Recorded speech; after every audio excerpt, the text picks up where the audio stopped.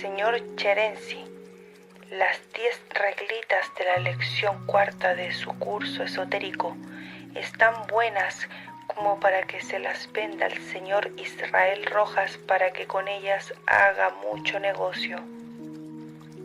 Eso de hablar del practicismo positivo y pragmático sin haber pasado el discípulo por una regeneración sexual es el colmo de la necedad. ¿Cómo puede hablar de vida metódica y plena de atención un individuo degenerado por el morbo de la pasión carnal? ¿Cómo puede hablar de asociación de ideas y de anhelos un individuo cuyo cuerpo mental aún no ha sido transformado por los átomos transformativos? ¿Cómo puede hablar de expansión mental aquel que aún no tiene el átomo maestro en su trono?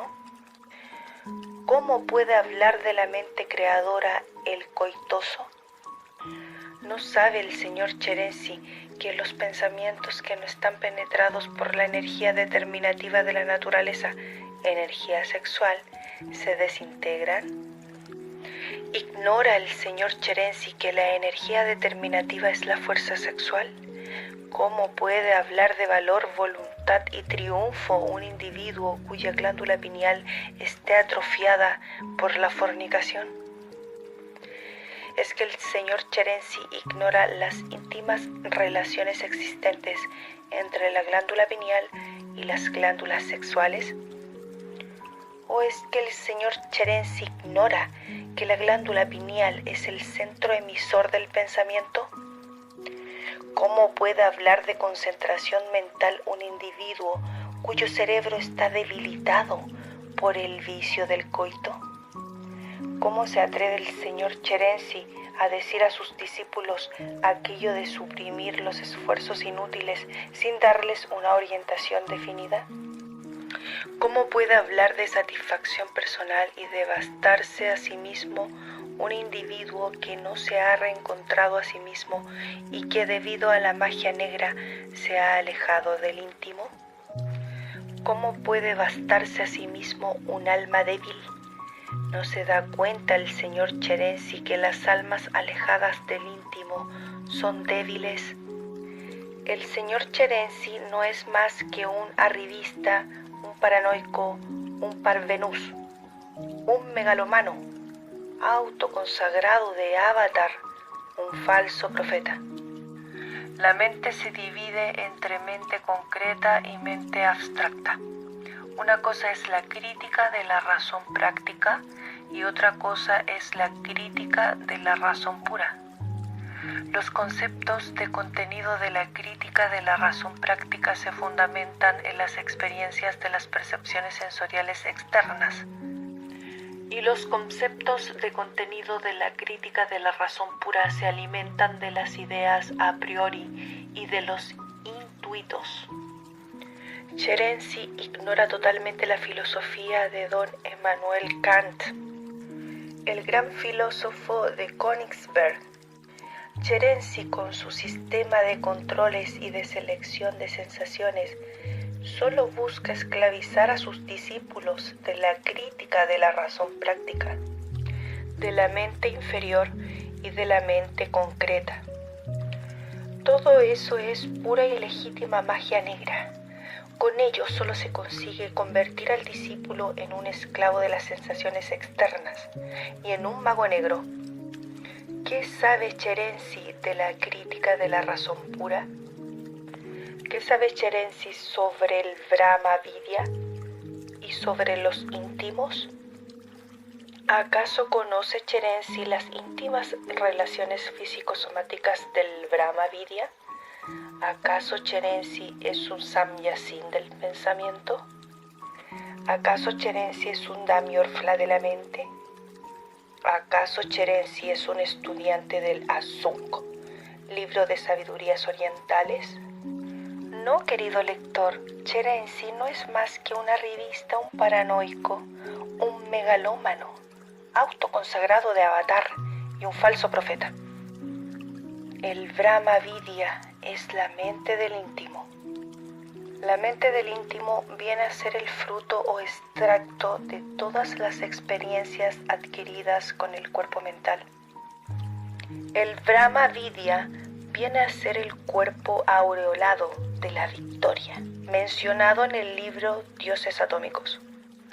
Una cosa es la mente como mente y otra cosa es la mente como instrumento. De las uniones momentáneas del Brahma Vidya con el cuerpo mental resultan las grandes iluminaciones cósmicas. El alma unida entonces con el íntimo se sume dentro de la gran alma del mundo, la superalma de Emerson, y percibe todas las maravillas macrocósmicas. Pero para realizar esta maravilla es necesario haber abierto el ojo del Dhamma. Este ojo es la intuición. El que ya es intuitivo tiene un cuerpo mental especialmente constituido. El núcleo de una mente así es un círculo de color violáceo, resplandeciente. El libro Asuk llama a esta mente así organizada Dhamyorfla. Un Dhamyorfla no se doblega ante las potencias del mal ni tampoco es esclavo de Maya, la ilusión. El que quiera estudiar el Asuk, libro de la sabiduría oriental, tiene que someterse primero a las grandes y terribles pruebas iniciáticas. Yo recibí ese libro de manos del auténtico maestro de la sabiduría, Kount Humi. El simpático sistema cherencista de vivir todo el día seleccionando sensaciones y aguijoneando la mente con controles y más controles solo consigue esclavizar al discípulo a la mente animal y al no menos fatídico del intelecto. Todo ello es pura magia negra.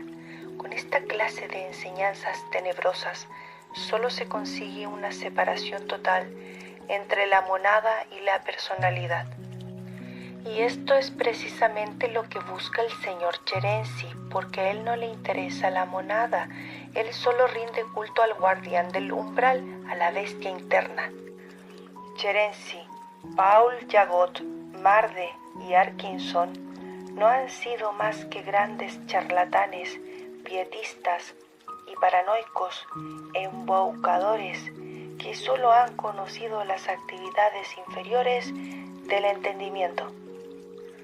¿Cuál de ellos conoció la ultrafisiología y ultrabiología del cuerpo mental?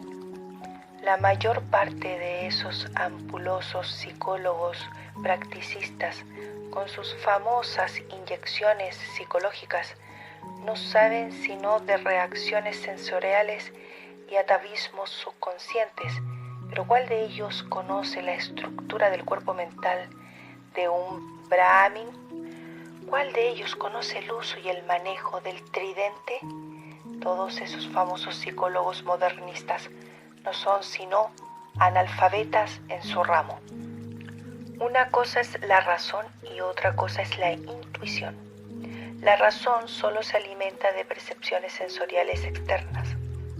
Por medio de los sentidos percibe o recibe las impresiones y ella elabora las sensaciones. Por ende es negativa y limitada. El razonativo cree llegar a la verdad a través del batallar de las antítesis que dividen la mente y que la incapacitan para comprender la verdad. El intuitivo solo sabe escuchar la voz del silencio y en su mente serena se reflejan con esplendente belleza las verdades eternas de la vida. El razonativo convierte su mente en un campo de batalla lleno de prejuicios, miedos, apetencias, fanatismo, teoría y sus conclusiones siempre le deben ser favorables. Un lago turbio no puede jamás reflejar el sol de la verdad. La mente del intuitivo fluye serena y silenciosa, lejos, muy lejos del negro batallar de las antítesis y de la tempestad de los exclusivismos. La mente del razonativo es como un barco que solo sabe cambiar de muelles y desde esos muelles, que se llaman escuelas, teorías, religiones, partidos políticos, etc., acciona y reacciona con los preceptos ya establecidos. Una mente así es esclava de las energías estancadas de la vida, por ende, tiene complicaciones y dolor. Los hijos de la intuición, cuán águilas rebeldes, se remontan altaneras hacia el sol de las grandes verdades inefables, libres del miedo, de ansias de acumulación, libres de sectas, religiones, escuelas, prejuicios sociales, fanatismo de banderas, apetencias, teorías, intelectualismos, odios, egoísmos, etc. La mente del intuitivo fluye serena y silenciosa, deliciosamente como fuente cristalina de resplandeciente belleza entre el augusto tronar del pensamiento. El cuerpo mental del intuitivo es un vehículo maravilloso del íntimo. La mente del intuitivo solo actúa bajo la dirección del íntimo, y de ello resulta la recta acción, el recto pensar y el recto sentir. Para llegar a las cimas inefables de la intuición, hay necesidad de vivir integralmente de acuerdo con las sabias enseñanzas que el divino Rabí de Galilea trajo a la tierra. Son las enseñanzas del Cristo las que nos conducen a las cimas inefables de la intuición. Lo interesante es movernos en el mundo físico exactamente de acuerdo con las sabias enseñanzas del Maestro. Lo interesante es hacer carne y sangre en nosotros las enseñanzas del Cristo. Cristo no vino a fundar religiones, Cristo vino a unirnos con el íntimo, nuestro Padre eterno. Todas las enseñanzas del Cristo tienen el gran ritmo musical del plano de las oleadas de la vida, que es el mundo búdico o intuicional. El mantra Aum Mani Padme Hum, vocalizado 10 minutos diarios, desarrolla la intuición. Ese mantra se pronuncia así: Om Ma